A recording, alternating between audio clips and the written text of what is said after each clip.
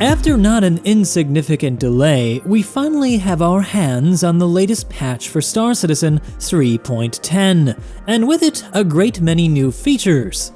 Hey guys, I'm Morphologist, and in this video, I'm going to take you over the more significant changes, highlighting the things that I think will make the most difference and impact on the experience of Star Citizen moving forward. Because more than new features, there have been some significant changes to the way the game plays.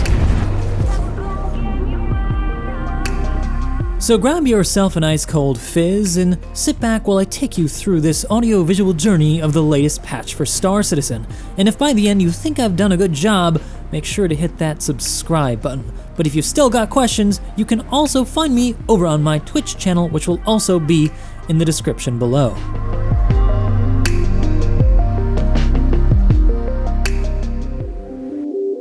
So we'll begin with the least significant and work our way up. Beginning here at a new addition to the new Babbage landing area, the Microtech factory line, where you can get your hands on a number of new devices, one of them being customizable Mobiglass, which changes the band's color, sadly not the color of the Mobiglass, as well as some of their future tech that we'll have our hands on in future updates. The new Babbage landing hangars are also updated now to the Aero View style, which is more fitting with its architectural language, something that I'll cover more thoroughly in an Architect Reviews New Babbage, probably sometime soon in the coming weeks. While we're here, it's also worth noting that the M50 has received an update in this patch, mostly to its interior, with some polishing on its exterior but no major changes to its form. It is very cool to be inside of, but unfortunately, due to some other things that have changed in this patch, which we'll discuss later, it doesn't fly as you might imagine. More significant than the changes and additions to New Babbage, though, are the changes to Grim Hex. These changes see a number of new hangars that are from small to large, making it more useful than Port Olisar in the Crusader area of the Stanton system. More significant, though, is the Scramble Race area, which is huge and boasts some of the best views in Star Citizen to date. This is where players will be able to place bets against other players and NPCs for winners and losers of scramble races, which will also have players and NPCs competing. And it makes a lot of sense that it's located here at Grim Hex, because this is, if you don't know, the seediest area of Stanton, where you're likely to find some less than legal missions to make a little extra cash on the side. But remember, if you get caught, you could end up in prison, so be careful if you visit this place. If your eye hasn't caught it by now, you may have noticed that the game looks a little bit better as well. Although there are no patch notes for specifically what they've done, I do recall that they talked about upgrading the way that the engine sampled shading so that everything looked like it was more in place and adapted to the environment correctly, whereas before sometimes you would get some spaces and ships in a brighter lighting than was in the environment. It also looks like the atmosphere tech has been improved. Overall, these changes look amazing, especially here on the Hurston Dynamics building in Lorville. Planet tech is also much improved. We've got better looking oceans as well as improved height maps for all moons and planets. This has allowed for CIG to make more variation in topography, higher mountains and lower valleys, though we still don't have any of those cool canyons that they teased in a much earlier image last year. We also have some new re-entry effects coming from their signed distance field tech that they've introduced recently. Moving up in significance though, we also now have a new ground mining vehicle by Greycat. This thing will be pretty inexpensive to buy in-game and will be a in-between from hand mining to the prospector, giving a even more fleshed out tree for the mining profession. This little guy can fit on most ships with a ramp and can be used to attack in between rocks that are too big for hand mining and too small for the prospector. You can either use your ship scanner to find rocks or use the onboard scanner to find them at ground level, which can sometimes be troublesome if the terrain is too rough. This patch also brings us a number of new weapons, including an Electron sniper rifle, which is really fun to use, and it pairs nicely with the Electron pistol, which has a similar effect. Both of them, once coming in contact with a target, can spread to other surrounding targets, causing damage in a sort of area of effect-like attack. If that's not your thing though, you can always try out the C54 SMG from Gemini, which has an incredible rate of fire and does a lot of damage up close. Unexpectedly, I think I prefer this actually over the new Electron weapons. Something about a high fire rate is really satisfying. 3.10 has also seen a significant improvement, according to CIG, to the FPS AI. However, my personal experience with them has been somewhat similar to 3.9's. They are reactive and they will rush you and reposition, however, they don't pose too much of a threat most of the time, and I suspect this still has to do with server health. If you guys don't know, the AI in Star Citizen is server-side, as it is with most games, and therefore the AI's decision-making is tied to the server tick rate. The tick rate in Star Citizen right now isn't at the 30 that they've wanted, and so, unfortunately, it has a detrimental effect on the reactiveness of AI. This isn't true for all AI, though. It seems that ship AI reacts very realistically, but I think it probably is maybe lighter on the server than FPS AI that has to navigate a lot more obstacles. If you guys have ever seen any official footage from CIG, it often shows the AI reacting very well, and this is because they are obviously doing it on a local area network, and therefore the tick rate is as high as it possibly could be. So in theory, having server meshing in the future should help resolve many of these problems. And to refresh your memory, that's a system in which they'll split up, say, a given star system into several servers, freeing up resources of each given server and, of course, increasing the total player cap for a star system.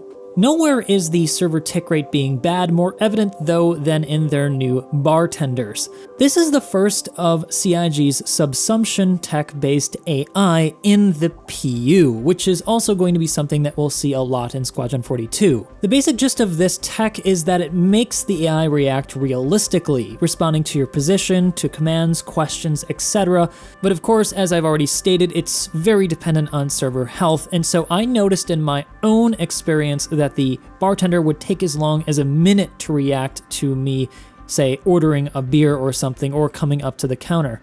As a cool bonus though, there is now patron AI, which will also come up to order drinks and then go sit down to have them, coming in and out of the bar randomly. Though you'll notice that sometimes they ignore the player, like here where one just stepped directly inside of me when I was trying to order something. So like most things in Star Citizen, it's really cool, but it's still a work in progress.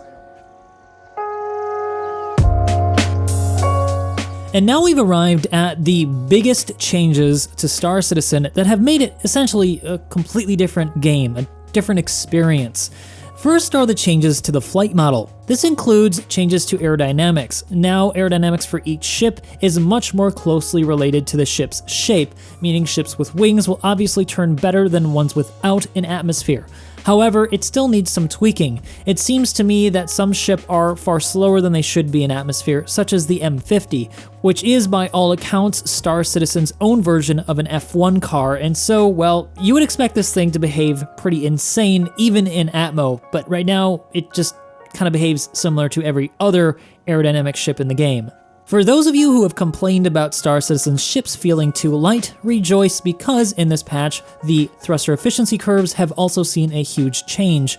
They now have a ramp up and ramp down effect, meaning that there is a little bit of a delay to every action that you command your ship to perform, which of course is more realistic. It's what gives a ship weight. The difference in jerk and reactiveness of small ships to large ships will now be much more pronounced than they were in the past, meaning that small ships will feel much more agile and large ships will feel much more sluggish both in atmosphere as well as in space. With any change to Star Citizen's flight model though, there's going to be a lot of debate. A lot of people who hate it, a lot of people who love it, and so I'm sure we're going to see a lot of debate in the comment section and on the forums about this new flight model. For me, I think it's just going to take some getting used to and some tweaking. It's not necessarily superior to the old one, but I will say that it does give ships maybe a more realistic feel to them, especially with the way that they react. I like the idea that small ships now feel like small ships as opposed to large ships. Because before, when you say yaw, pitch, or rolled, it would be pretty much instantaneous, giving the ships a feeling of weightlessness, or to be more technically correct, like they don't have any mass. Equally as controversial though is the change to high-speed combat. No longer do your ship's weapons and systems behave identically at any speed. if you are flying at above SCM, it will be harder for you to lock on and target things. Therefore, it's supposed to encourage you to slow down when you get into a dogfight. Some people are understandably going to hate this, but personally, I think it's a good idea to bring combat distances closer. At the moment, most of the time, you're just engaging pixels, which isn't a very visually pleasing experience, nor is it satisfying when you blow something up. Something that will make many happy as opposed to a few though are the changes to fixed weapons. As you may have already seen here on the screen, ships like the Glaive are once again pretty dang effective. And that's because all fixed weapons now have a very slight gimbal assist. This allows ships like the Glaive to excel, as now both of their size 5s and size 3s can converge on a target properly, causing massive single point damage. In other words, fixed weapons are back, baby, and in style. However, unless you're a medium to high skilled pilot, you may still find fixed weapons difficult to use, which I think is a pretty good thing. You'll still need to get your ship weapons near dead center of the pip to be effective, meaning that for most, gimbaled weapons may still be the best choice, as you're going to be hitting a better cumulative DPS over time versus using fixed weapons. As you can see though, being able to use fixed weapons is going to be very rewarding. I can sometimes one-shot ships like the M50 and Bucky if I hit both the main and secondary weapons in a single salvo. Gimbaled weapons though I think will still have a place on ships with turrets, as you'll want to provide a stable as possible platform for your turret gunner to hit the target. Gimbaled weapons will provide pilots with more flexibility in movement, whereas fixed weapons will encourage the pilot to be a bit more jerky as they try to get the center of their weapons on that pip. Which brings us to perhaps the most significant change to combat in Star Citizen. For as long as Star Citizen has had ships with turrets, it's been a bit of an acquired taste. The skill ceiling was just too high to try to accurately hit something while moving, especially on small ships like the Hurricane, which have to be moving quickly in order to avoid fire. It's not a tanky ship, it's more of a hit and run style of ship. The result has been that ships like the Hurricane have been a bit of a black sheep, completely unused in combat, known to many PvP pilots to be somewhat of a joke. The issue with turrets in Star Citizen could sometimes be so bad that even a fully crewed Hammerhead, which is a gunship of the UEE Navy, could be taken out by a single skilled pilot. But in Star Citizen 3.10, I'm happy to report that is no longer the case. Having had my hands on it personally, I can tell you that turrets hit way more often than they ever had in the past, and that's because we're getting the same little bit of a gimbal assist as we're getting on fixed weapons now, and we're also getting a little bit of a auto-aim ESP assist, meaning if you get close enough to the pip, it will assist you just a little bit in staying on target. Couple this with the very obvious polish pass on the UI now being transitioned over to the building block system, and you have a very clean, different experience than you ever had in the past playing Star Citizen in PvP and PvE combat.